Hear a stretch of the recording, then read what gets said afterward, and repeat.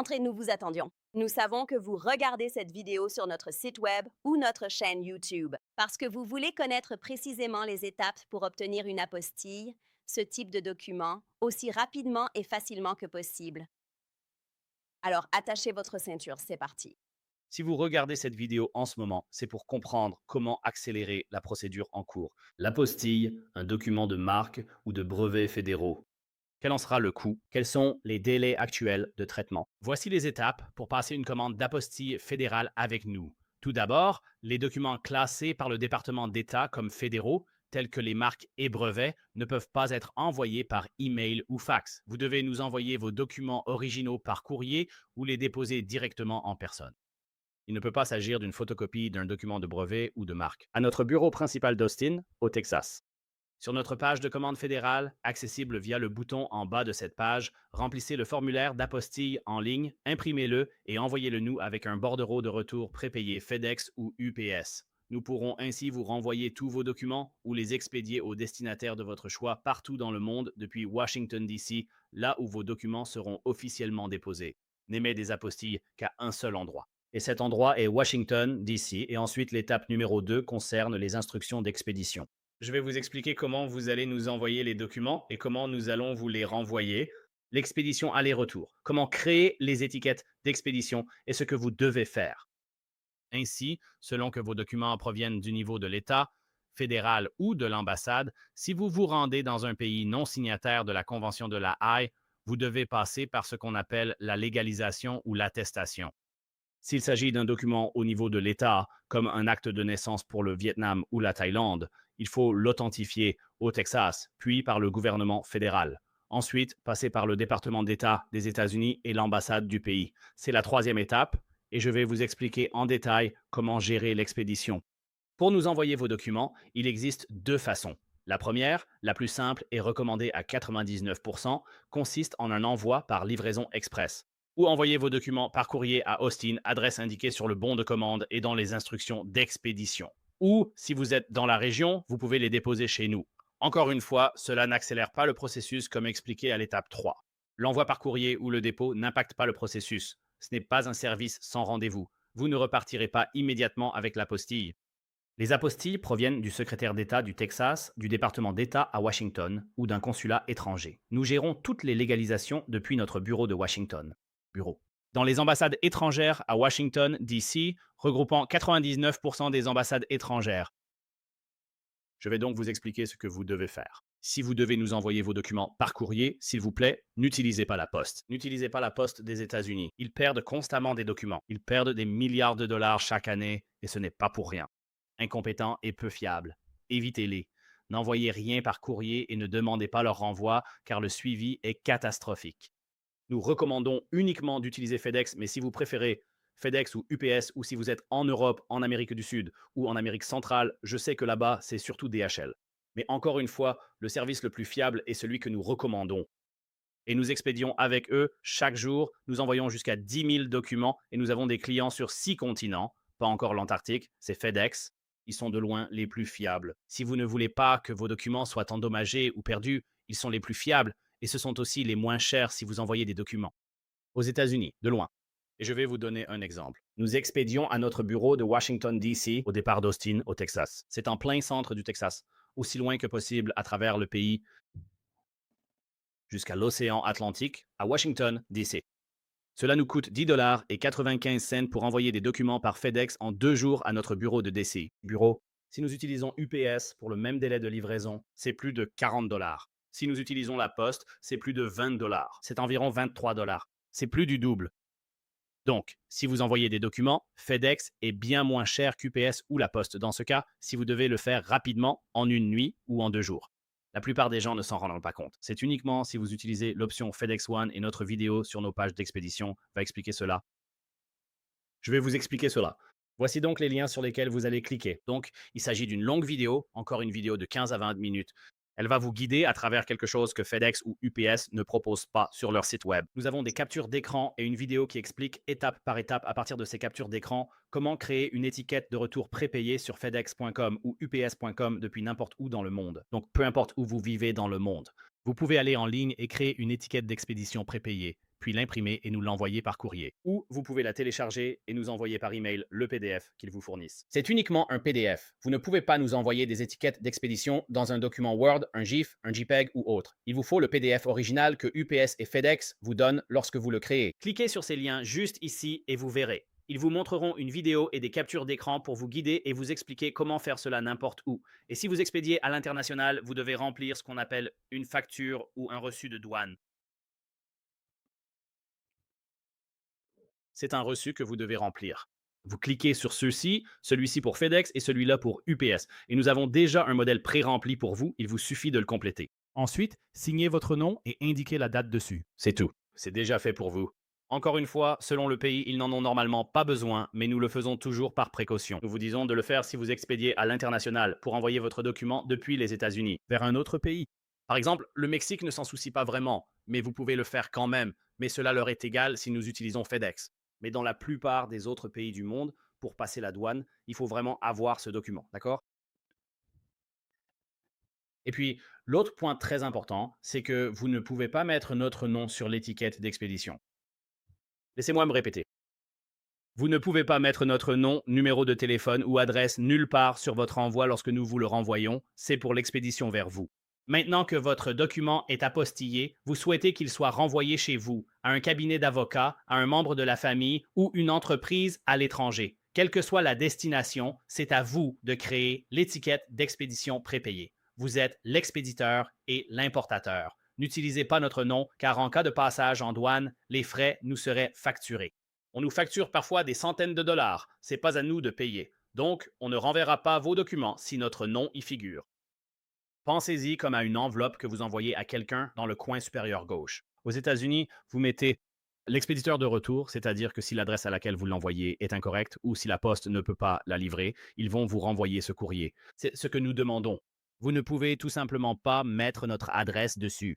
Vous devez mettre n'importe quelle adresse, peu importe laquelle. Vous pouvez mettre celle d'un ami, d'un proche, d'un collègue ou d'une entreprise, qu'importe, mais ne pouvez pas mettre nos informations dessus.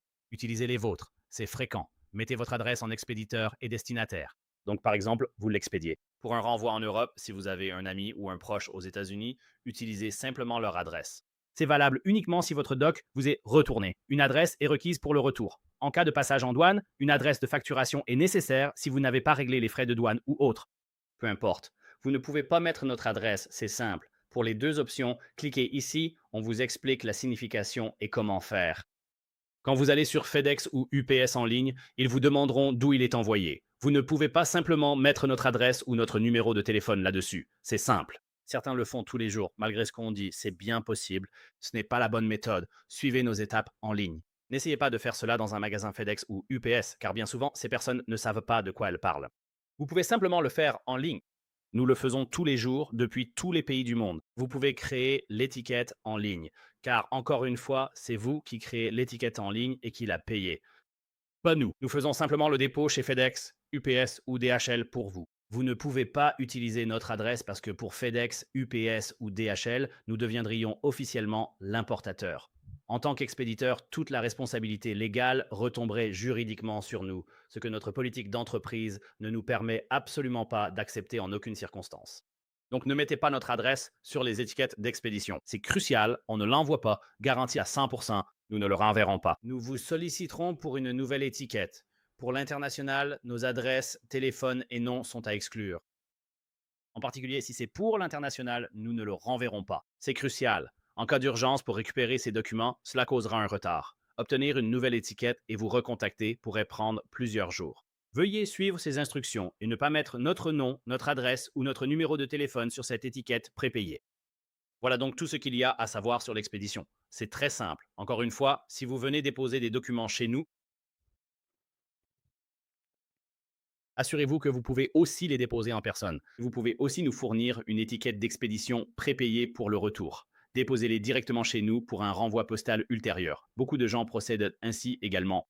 Allez en ligne, créez votre étiquette d'expédition, puis venez en agence à Austin déposer vos documents. Sous 1 à 2 jours, comme expliqué à l'étape 3, vous les recevrez selon le délai du secrétaire d'État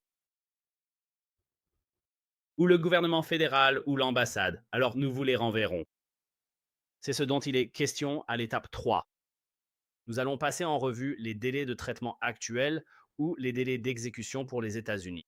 Département d'État concernant la délivrance des apostilles fédérales ou des authentifications sur les documents fédéraux et les tarifs actuels que nous appliquons pour les services urgents. Tout cela va changer à l'avenir car cela change constamment. Comme les marées dans l'océan, les délais de traitement et les tarifs vont changer parce qu'ils vont continuer à augmenter leurs frais. Ils ont augmenté leurs frais de dossier de 250% il y a environ un an et ils sont passés à un délai de traitement de 13 à 14 semaines. Au plus fort du COVID, c'était 13 à 14 semaines, le pire que l'on ait jamais connu.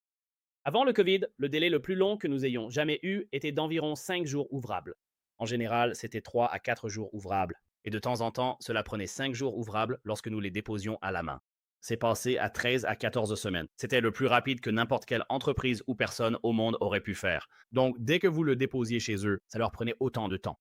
Donc, ça va changer. Donc, pour les documents fédéraux, à l'exception des vérifications des antécédents du FBI qui se font sur une page de commande différente, si vous commandez une vérification des antécédents du FBI, une véritable vérification émise par l'un des 10 intermédiaires agréés par le FBI via le DOJ, alors vous n'allez pas sur cette page. Vous descendez ici et cliquez sur l'apostille, le FBI et la vérification des antécédents criminels.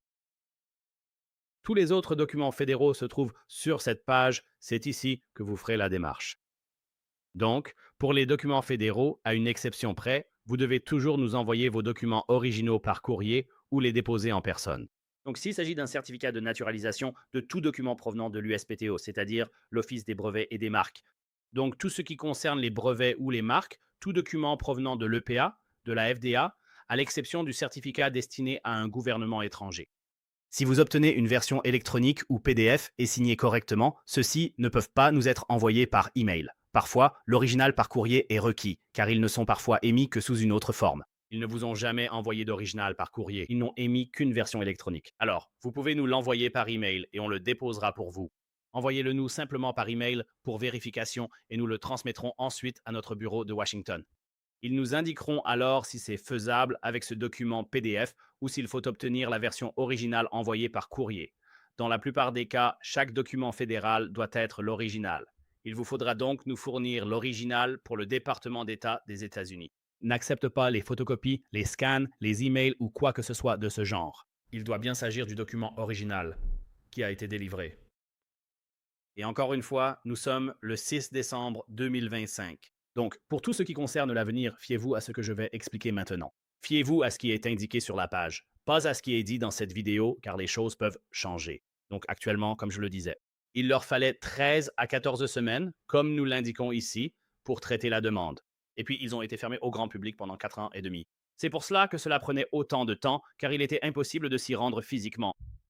Et donc maintenant, depuis le 1er octobre 2024, ils ont rouvert. Donc il y a un peu plus d'un an, ils ont rouvert. Et ils ont donc instauré de nouvelles règles qu'ils n'avaient pas avant le COVID, ce qui ralentit le processus. Et ceci, ici même, changera toujours. Quand vous regarderez cette vidéo dans le futur, il ne sera pas écrit décembre 2025. Il sera écrit le mois et l'année correspondant à ce moment-là. Donc le mois prochain, dans 25 jours, il sera écrit janvier 2026, pas le 25 décembre. Ceci ici va toujours changer chaque mois. Notre système se met à jour et nous allons le mettre à jour à ce moment-là. Y a-t-il des changements concernant les délais de traitement? Nous restons à jour. Plus besoin de nous appeler ou d'écrire pour connaître les délais de traitement. Quel est le délai? Ce sera toujours indiqué ici pour vous. Vous n'aurez donc pas à perdre votre temps à chercher les réponses. Actuellement, il y a une nouvelle règle. Il n'avait jamais eu cela avant le COVID. Donc, chaque entreprise et chaque personne dans le monde ne peut soumettre en personne que 15 documents par jour. Donc, si nous recevons 17 documents, il se peut que le vôtre doive attendre. On ne pourra le déposer que 2 jours après et non le lendemain, selon l'heure de réception. Cela dépend du nombre de dossiers reçus. Nous ne pouvons en traiter par jour que 15. Ce ne sont pas 15 commandes. Ce sont 15 documents. Parfois, certaines personnes nous donnent 5 ou 10 documents fédéraux du FBI d'un coup. Et comme il n'y en a que 15 par jour, nous n'avons donc qu'un quota de 15 par jour.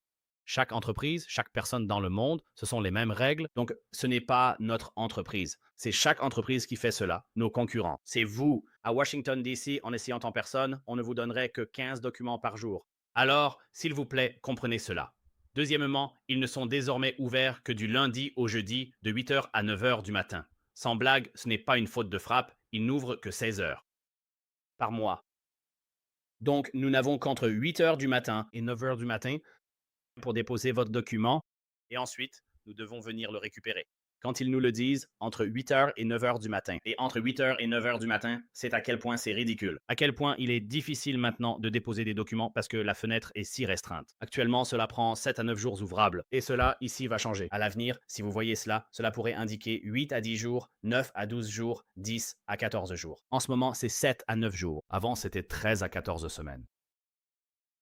Et le plus rapide, jusqu'au 1er octobre, c'était 3 à 4 semaines. Donc cela a duré 4 ans et demi. Quand le COVID est arrivé, il fallait au minimum 3 à 4 semaines jusqu'à 13 à 14 semaines. Actuellement, en décembre 2012, cela prend actuellement 7 à 9 jours ouvrables. Notez que ce n'est pas des réceptions de votre casier judiciaire du FBI, mais dès que nous le soumettons nous-mêmes. Pour respecter notre heure limite, nous devons impérativement recevoir votre dossier ou tout autre document fédéral, vous savez, avant 3 heures, généralement dans la journée. Comptez 2 ou 3 jours de plus pour l'envoi postal à recevoir à notre bureau d'Austin. Envoyez-les ou déposez-les. Ensuite, comptez 2 jours ouvrés. Nous les envoyons par FedEx, frais payés, vers notre bureau à Washington, D.C. Donc, si reçus avant midi ce jour-là, expédition le jour même. Si nous les recevons après midi ce jour-là, ils ne seront envoyés que le lendemain. Donc, juste pour que vous le sachiez, c'est le délai de traitement. L'autre question que les gens posent tout le temps et à laquelle on ne peut pas répondre, c'est celle-ci. Très important. Le département d'État américain ne nous donne pas aucune mise à jour de quelque nature que ce soit une fois que nous leur avons remis vos documents en personne. Donc, nous ne pouvons pas vous donner de suivi de commande, de statut ou quoi que ce soit de ce genre. Donc, assurez-vous simplement que lorsque vous nous soumettez vos documents, vous ne devez vous fier qu'à ces informations ici. Nous ne pouvons pas, ils ne nous donneront ni à personne aucune mise à jour. Donc, une fois que nous avons déposé la demande,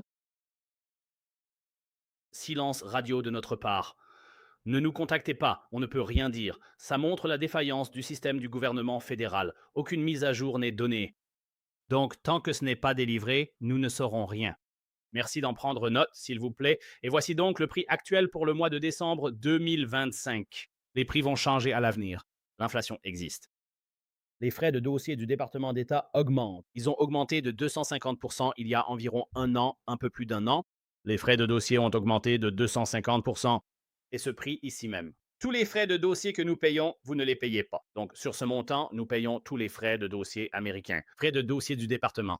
Actuellement, il faut compter 175 pour un dépôt express de tout document fédéral pour le premier document, puis chaque document supplémentaire coûte 125 Encore une fois, cela va probablement changer, peut-être l'année prochaine à 150, mais peu importe quand vous regardez cette vidéo, si c'est en 2027, 2028 ou plus tard, fiez-vous simplement à ce qui est indiqué sur cette page ici, c'est ce qui s'applique actuellement. Et ceci est juste comme un petit guide pratique ici.